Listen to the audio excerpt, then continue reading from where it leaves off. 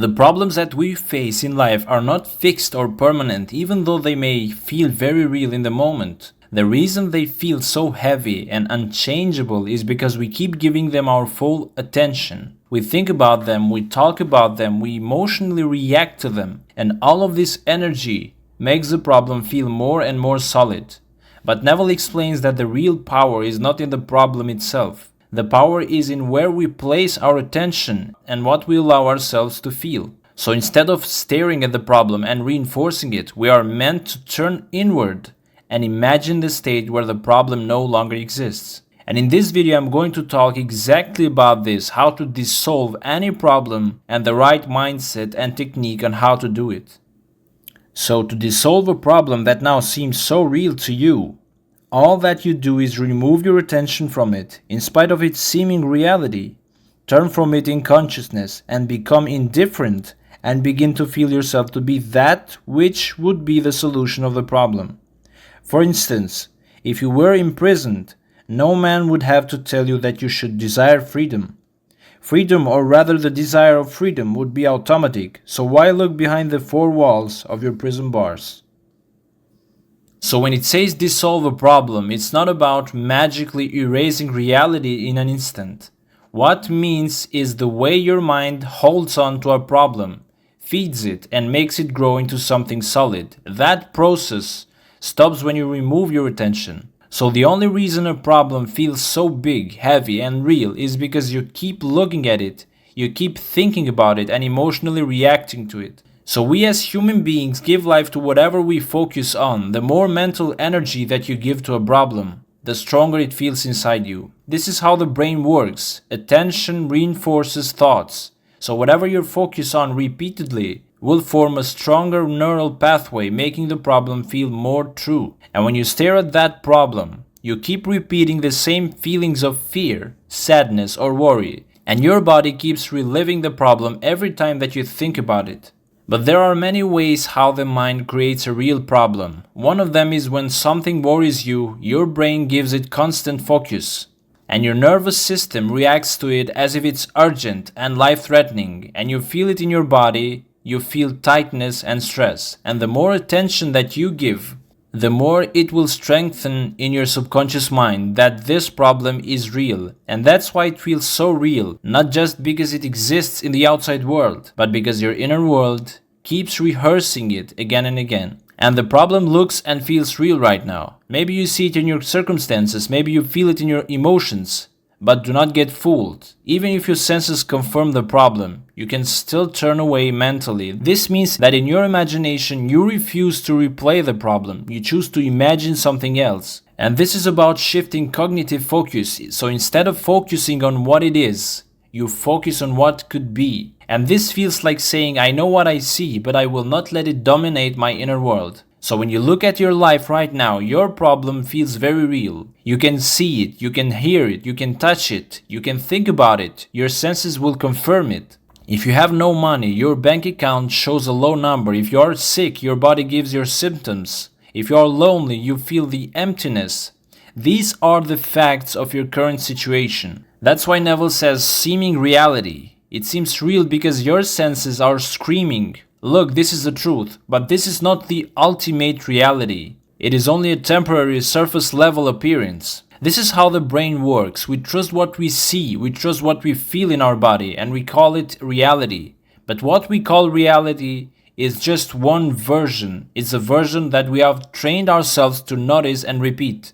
The problem feels heavy because the nervous system reacts. For example, worry about bills make your chest tighten. Loneliness makes your heart ache. These body signals make the problem seem even more real. But now here Neville gives us the action. You turn away from the problem. In spite of its seeming reality, in spite of how big the problem is, you turn away from the problem. This does not mean physically run away. You deny it or pretend it never happened. It means in your mind you stop staring at it. You stop replaying it. You stop letting it be the center of your inner world. This is shifting focus. Imagine your attention as a flashlight. Wherever you shine it, that thing becomes brighter and more detailed. And let's suppose right now your flashlight is shining on your problem. What you do now, you turn the flashlight away. This means you stop feeding the problem with your feelings. The more you emotionally react to it, anger, fear, sadness, the more you strengthen it. And turning away, you will calm your emotions and you refuse to keep reacting.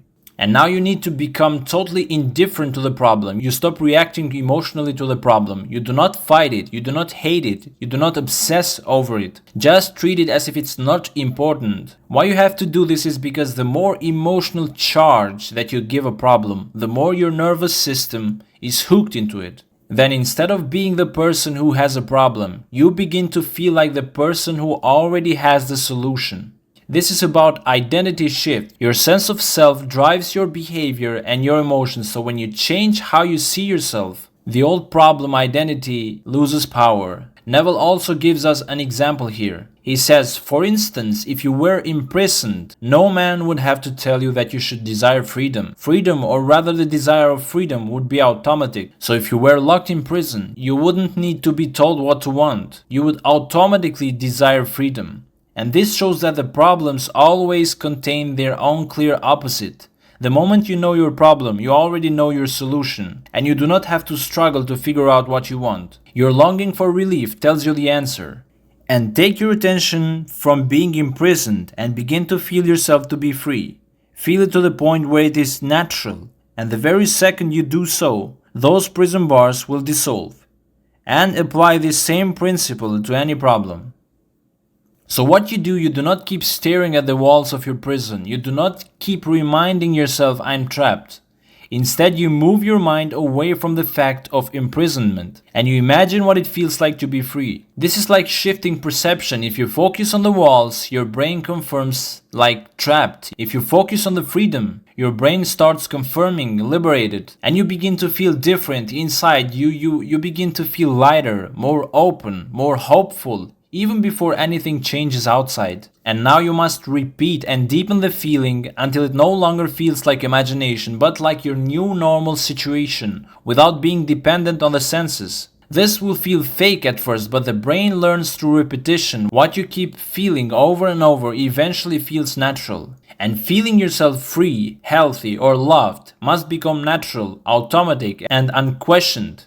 The moment your subconscious accepts the feeling as natural, a shift happens there. This is when the old identity, that is the problem self, loses power, and the new identity, that is the solution self, will take over. And you will feel a sense of relief, a calm or certainty, even if nothing outside has changed yet. So the prison bars here represent the problem, the limitation, the trap, the circumstance that feels unchangeable. And they dissolve not because someone comes and breaks them physically, but because in your inner world they no longer exist. You no longer see yourself as trapped, so you stop behaving and reacting like a trapped person. And that change in behavior and energy eventually shifts your outer experience, and you lose the feeling of being a prisoner to your circumstances and gain the feeling of freedom. That's when the problem stops being your reality.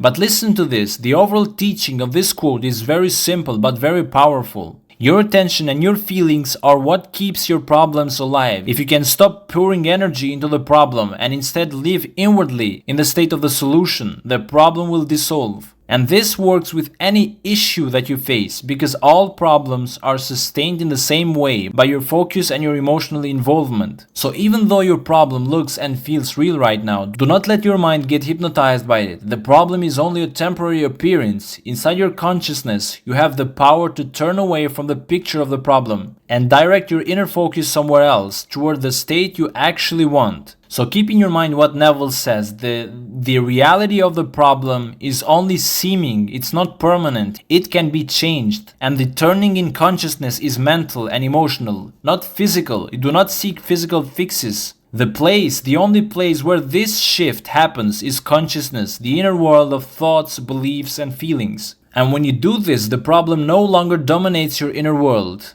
And your outer world eventually starts to shift to reflect the new state that you hold in consciousness. Even if your problem looks real right now, you stop staring at it in your mind. Inside yourself, you turn your focus away and place it on what you want. Alright guys, I hope you like these videos and let me know in the comments what you think and did you already start putting these teachings into practice? And see you in the next video.